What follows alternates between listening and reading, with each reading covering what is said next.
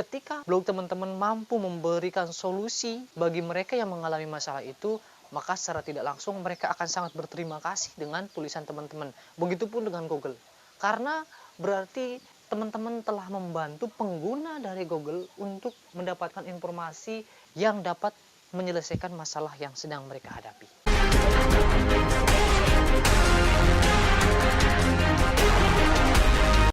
Assalamualaikum warahmatullahi wabarakatuh teman-teman. Berjumpa lagi dengan saya di Data Science Channel. Pada kesempatan ini saya akan membahas bagaimana caranya membuat artikel yang disukai pembaca dan juga search engine.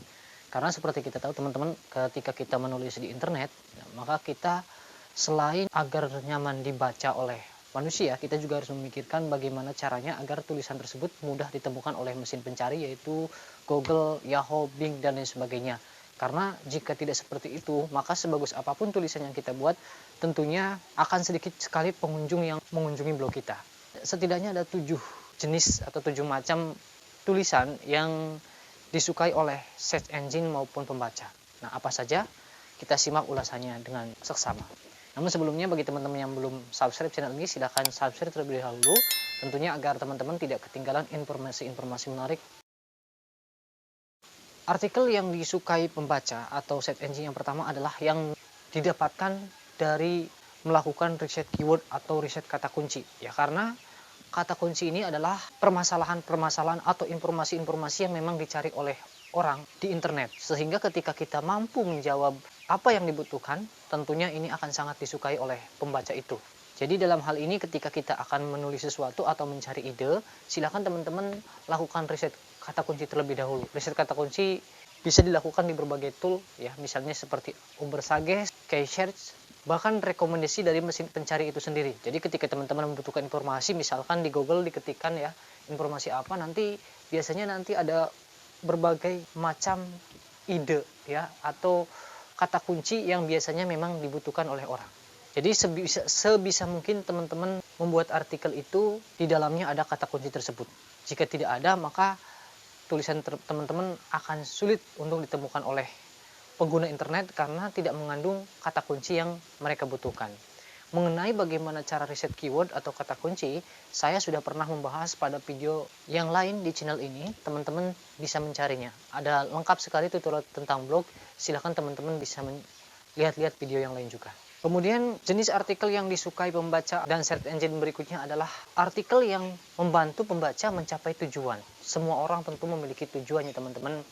Ya, jadi ketika mereka membutuhkan saran atau arahan, biasanya mereka akan mencari informasi di internet. Ini akan sangat memudahkan sekali teman-teman.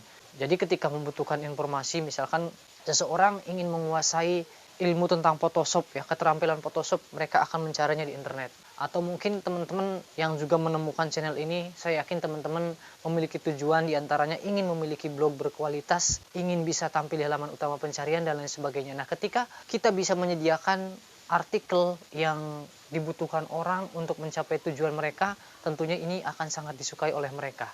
Ya, di samping itu tentunya juga disukai oleh search engine karena memang salah satu fungsi dari Google atau search engine yang lain adalah membantu pembaca untuk mencapai tujuannya. Contoh lainnya mencapai tujuan, misalkan pembaca sedang mencari cara agar mereka lulus wawancara kerja ataupun mudah mengerjakan tes psikotes dengan baik ketika mereka akan melamar kerja. Tujuannya adalah agar mereka bisa diterima kerja.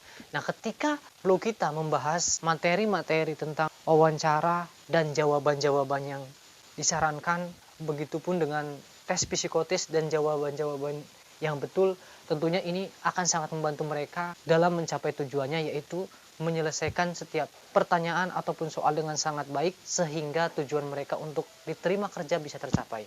Artikel berikutnya yang juga disukai pembaca maupun search engine adalah yang bisa menjawab pertanyaan pembaca. Kita tentu pernah bahkan mungkin sering mencari informasi yang kita tidak tahu. Misalkan teman-teman belum mengetahui apa itu blog, kemudian teman-teman mencari informasi di internet mengenai pengertian blog, jenis-jenis blog, dan lain sebagainya tentang blog. Nah, tentunya ini akan sangat membantu sekali bagi mereka yang tidak memahaminya. Begitupun juga tentang pengertian-pengertian dalam ilmu lain ataupun keterampilan lain.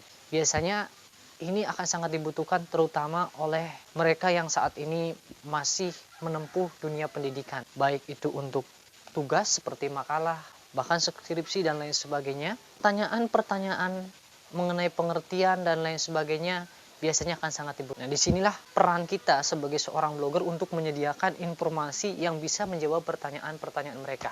Di Google sendiri biasanya menyediakan berbagai pertanyaan yang ditanyakan oleh pembaca. Jadi ketika teman-teman mencari informasi di internet, di atas kita ketikkan kata kunci, biasanya di bawah nanti ada beberapa pertanyaan yang biasanya diajukan oleh pembaca. Seingat saya namanya question hub. Jadi nanti teman-teman bisa membuat artikel dari question tersebut. Itu adalah pertanyaan-pertanyaan yang sering diajukan oleh pengunjung internet.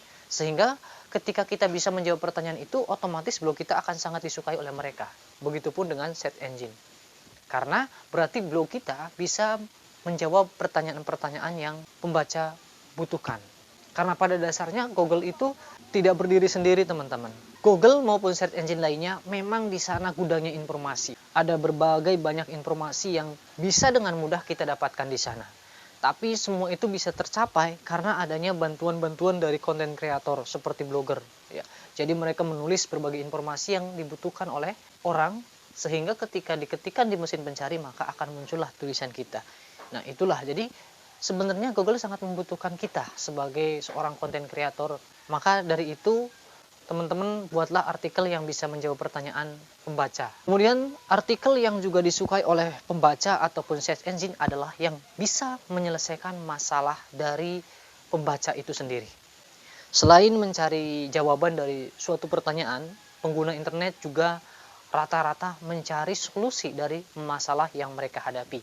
Misalnya ketika laptop mereka mengalami error, mereka biasanya akan mencari informasi cara menyelesaikan laptop error di internet. Atau mungkin ketika printer mereka tidak bisa digunakan, macet kertasnya, atau mungkin bantalannya penuh, mereka akan mencari informasi di internet. Biasanya artikel-artikel yang bisa menyelesaikan masalah pembaca, jumlah pengunjungnya juga akan sangat banyak. Maka kita di sini berarti telah membuat konten abadi seperti yang dibahas sebelumnya, bahwa ada dua jenis konten di dalam blog. Yang pertama adalah konten viral yang memang bisa dengan mudah mendatangkan pembaca cuman dalam waktu tertentu. Jadi ketika sudah tidak viral lagi maka informasi tersebut tidak lagi dibutuhkan. Berikutnya adalah konten abadi. Beberapa artikel yang disebutkan di sini adalah berjenis konten abadi. Abadi di sini artinya dibutuhkan saat ini, nanti, dan seterusnya. Misalkan contohnya tadi bantalan printer telah penuh.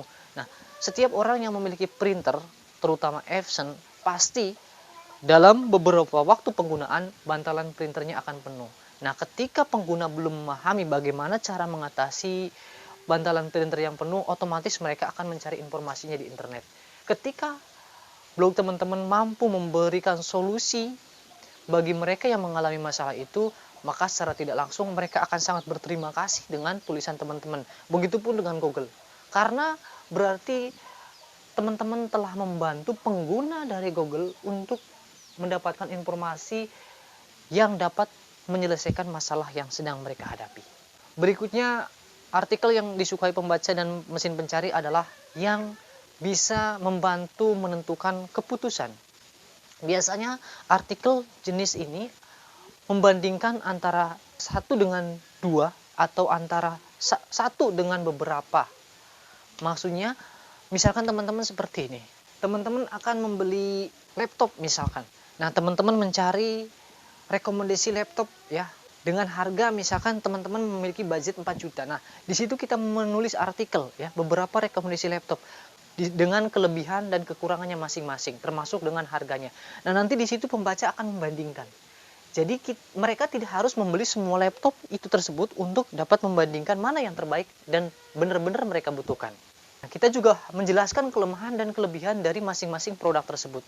Begitupun ketika pembaca membutuhkan rekomendasi kelas bimbel online terbaik, misalkan mereka kebetulan sedang bimbang antara memilih kelas bimbel A dengan bimbel B, mana yang terbaik. Nah, tentunya mereka akan membutuhkan informasi yang lengkap mengenai beberapa kelas bimbel online yang ada di Indonesia misalkan.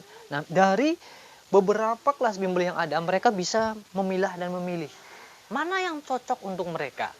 Dimulai dari mungkin jaraknya, dimulai dari harganya, fasilitasnya, dan lain sebagainya. Nah, dengan adanya tulisan kita yang membandingkan beberapa tempat bimbel online, maka mereka dapat menentukan keputusannya dengan sangat baik.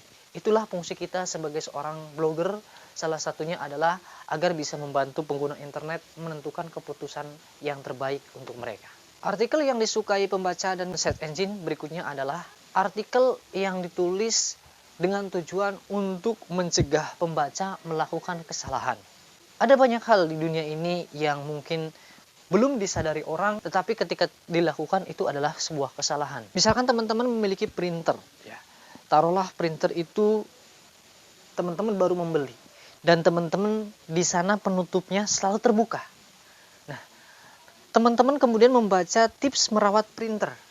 Nah, di dalam tulisan tersebut, teman-teman menjelaskan bahwa usahakan penutup printer bagian atas selalu tertutup.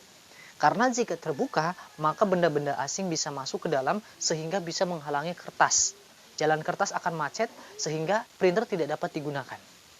Nanti printer akan error.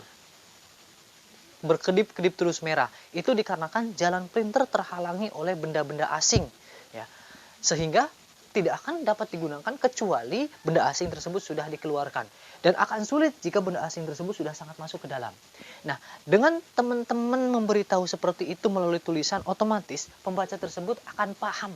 Sehingga mereka terhindar dari kesalahan tersebut. Ada banyak sekali ya jenis-jenis kesalahan orang yang bisa dilakukan karena memang mereka tidak mengetahuinya. Nah, tugas kita adalah di sini mencegah mereka agar tidak melakukan kesalahan-kesalahan tersebut. Tentunya mereka akan sangat berterima kasih sekali sama teman-teman karena tadinya tidak tahu menjadi tahu sehingga mereka terhindar dari hal-hal fatal akibat kesalahan itu.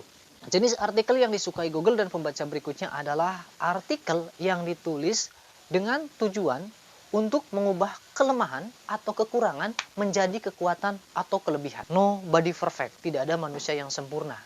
Kesempurnaan hanya milik Tuhan semesta alam. Begitupun juga dengan hal-hal lainnya. Semua yang ada di dunia ini memang tidak sempurna. Artikel yang dibuat dengan tujuan agar bisa membuat ketidaksempurnaan atau kelemahan menjadi sesuatu yang bisa bernilai atau lebih bernilai, itu biasanya akan sangat disukai oleh pembaca. Misalkan teman-teman seperti ini. Kebetulan teman-teman memiliki ruangan yang sempit. Nah, kemudian teman-teman menulis artikel dengan tentang tata cara mendesain interior sempit agar bisa menampung banyak barang atau agar dapat digunakan lebih leluasa, lebih luas, dan lain sebagainya. Nah, ini akan sangat disukai oleh pembaca. Atau misalkan teman-teman membuat artikel tentang YouTube misalkan. Nah, kebetulan ada orang yang sangat malu-malu untuk menunjukkan wajahnya di kamera. Teman-teman membuat artikel tentang berbagai solusi membuat konten YouTube dengan tanpa menampilkan wajah misalkan. Nah, otomatis orang yang tadinya minder akan membuat channel YouTube, dengan adanya tulisan teman-teman yang memberikan informasi bahwa untuk membuat channel YouTube teman-teman tidak harus menunjukkan wajah, mereka akan semangat. Sehingga akhirnya terciptalah konten-konten berkualitas dari mereka. Nah, itulah maksud dari mengubah kekurangan, mengubah kelemahan menjadi suatu kelebihan. Semoga ulasan ini bermanfaat teman-teman. Lakukan segera, buatlah artikel-artikel berkualitas, jangan menunda, itu kunci utamanya. Karena sebagus apapun teman-teman memiliki ide, jika ide tersebut tidak segera direalisasikan, maka hasilnya akan nol. Sebaliknya, sekecil apapun ide, jika segera direalisasikan, maka ide tersebut akan membuahkan hasil. Dari hasil tersebut kita bisa belajar dan terus belajar, sehingga akhirnya terciptalah karya-karya yang dari ke waktu semakin baik, berkualitas, dan berkualitas. Adanya action akan membuat peningkatan pada kualitas diri, juga pada kualitas karya yang teman-teman buat. Semoga bermanfaat. Jangan lupa pantau terus di Datang S Channel. Sampai ketemu pada video berikutnya. Wassalamualaikum warahmatullahi wabarakatuh.